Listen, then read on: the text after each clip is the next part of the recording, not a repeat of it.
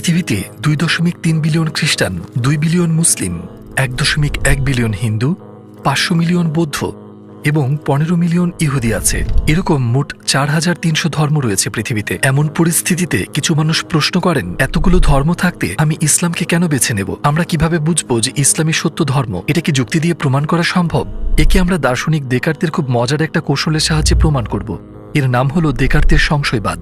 সংক্ষেপে বললে তিনি বলছেন, ধরা যাক আপনার আপেল ভর্তি একটি ঝুড়ি আছে। আপনি ঝুড়িতে হাত ঢুকিয়ে একটি তাজা আপেল বের করে নিলেন। যখন আপনি আবারও ঝুড়িতে হাত দিলেন এবং এইবার যদি একটি পচা আপেল হাতে আসে, পচা আপেলগুলো বেছে ফেলে দিতে হলে একটা একটা করে আপেল হাতে নেবেন না। কোন আপেলটা তাজা আর কোনটা নয় সেটা দেখতে যাবেন না, বরং পুরো ঝুড়িটি খালি করে নিয়ে এরপর একে একে ভালো আপেলগুলো ঝুড়িতে রাখতে থাকুন। আজকের ইস্যুতেও একই কৌশল অবলম্বন করা যাক। আমি বলতে চাইছি, একে একে 4300 ধর্মকে যাচাই করা কি সম্ভব? আমার তো মনে হয় না। আমরা মহাবিশ্বে ছড়িয়ে থাকা সূত্রগুলোকে যুক্তি আর কার্যকরণ দিয়ে বোঝার চেষ্টা করি। একটি সত্য ধর্মে কি কি শর্তাবলী থাকা উচিত সেটা নির্ধারণ করা যাক। এই সূত্রগুলো দিয়ে আমরা একটি প্রশ্নের সরাসরি উত্তর খুঁজব, কেন ইসলাম? এখন একটা বিল্ডিং তৈরি করার সময় আপনি প্রথমে ফাউন্ডেশন তৈরি করবেন, তাই না? কয়েকটি ধাপ পার করতে হবে। এই ইস্যুতে ফাউন্ডেশন থেকে শুরু করে আমরা একে একে বিষয়গুলো বাদ দিতে থাকব।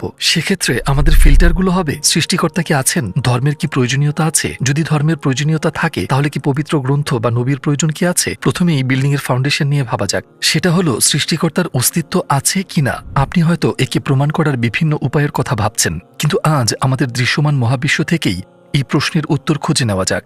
এখন আমি যে উদাহরণটা দিতে যাচ্ছি সেটা বুঝতে হলে একটু মন দিয়ে শুনুন। পদার্থবিজ্ঞান বলে, যদি কোনো কাজ সম্পন্ন হয় তাহলে সেই কাজ করতে পারার জন্য অবশ্যই একটি শক্তির অস্তিত্ব আছে। যে একজন সৃষ্টিকর্তা আছেন যিনি আমাদের বোঝেন, কাজটি করার জন্য তার যথেষ্ট শক্তি থাকতেই হবে। যেমন আমি যদি একটি শিশুকে প্লেন ঠেলতে দেখি, আমি অবশ্যই তখন এর পেছনে অন্য কাউকে খুঁজব, যেহেতু সেই শিশুর পক্ষে এই কাজ সম্ভবই নয়। আমি বরং বলবো প্লেনটি সরানোর পেছনে একটা যান্ত্রিক পদ্ধতি বা এরকম কিছু আছে। এমনকি আমি যদি স্বচক্ষেও দেখি যে শিশুটি প্লেনটিকে ঠেলছে, আমার মন তাৎক্ষণিকভাবে বলবে শিশুটির প্লেন সরানোর মতন যথেষ্ট শক্তি নেই। আমি শিশুটির আড়ালে থাকা সত্যিকারের সক্ষম ব্যক্তিটিকে খুঁজতে শুরু করব। আর যুক্তি এটাই বলে, তাই না?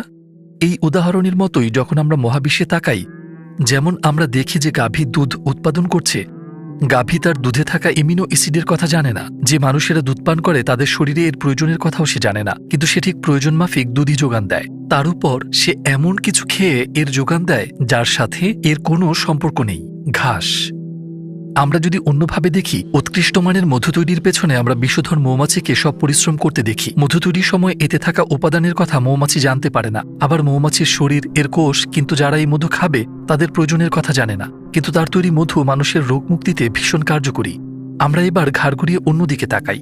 আমরা দেখি শুকনো, বিস্বাদ, রংহীন মাটি থেকে গাছপালা রসালো, মিষ্টি আর রং বেরঙের ফল উৎপন্ন করছে। গাছের বীজ কিন্তু জানে না আমরা কেমন স্বাদ পেতে যাচ্ছি, কেমন ঘ্রাণ আমার নাকে ভালো লাগবে তাও গাছ জানে না। গাছ জানে না আমার চোখ কি দেখতে পছন্দ করে। গাছ আমার শরীরের প্রয়োজন জানে না। বীজ অবস্থায় এটা ছিল সাধারণ, স্বাদহীন, গন্ধহীন। এর থেকেই শত শত এমন ফল পাওয়া গেছে যার স্বাদ আমার জিহ্বার সাথে খাপ খায়, এমন একটা ঘ্রাণ যা আমার নাকের সাথে খাপ খায়, এমন সৌন্দর্য যা আমার চোখ জোড়ায়, আবার আমার শরীরের জন্য উপকারী।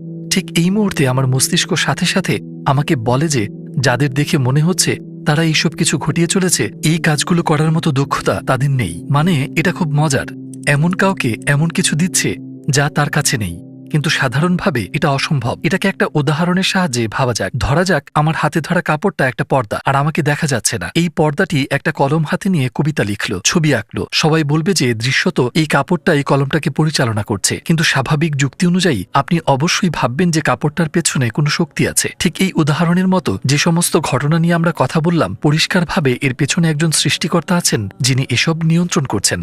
আমরা যদি এই উদাহরণগুলো পরিষ্কারভাবে বুঝে থাকি তাহলে আমাদের মনের চোখ দিয়ে আমরা দেখতে পাবো যে একজন সৃষ্টিকর্তা আছেন যিনি আমাদের বোঝেন, যিনি পর্দার আড়ালে কাজ করেন এবং আমাদের প্রয়োজন অনুসারে সবকিছু বাস্তবায়ন করেন।